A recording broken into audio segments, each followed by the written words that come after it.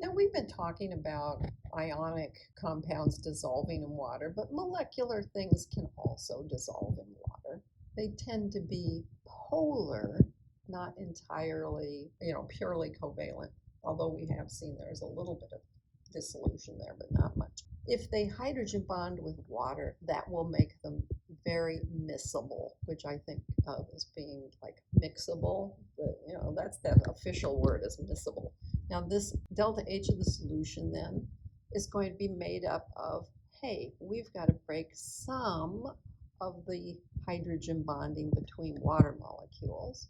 We've got to break some of the hydrogen bonding between, in this case, methanol. And there's also hydrogen bonding between methanol and water.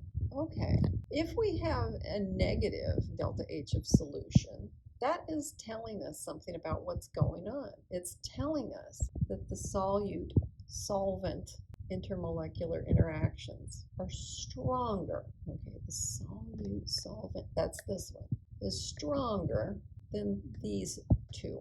If we have a positive delta H of solution, which happens when alcohols have 4 or more carbons. So you see, the longer the carbon chain, the less the OH matters at the end, okay? Then the solute-solute interactions, which we do know can be quite strong. And if it's 4 or more carbons, it's because there's London dispersion forces that are adding up. Not the London dispersion got any stronger individually, but there are more of them. Then we find out that it becomes less soluble in water because it's just really hard to break these up.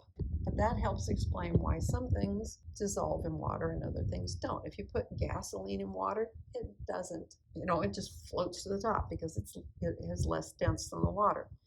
And it's all London dispersion forces and it doesn't have any OH group on it. But what we're saying here is once we get to alcohols like a pentanol, it's not going to dissolve very well. It's not going to be fully miscible. Methanol and ethanol, fully miscible. They have 1 and 2 carbons respectively.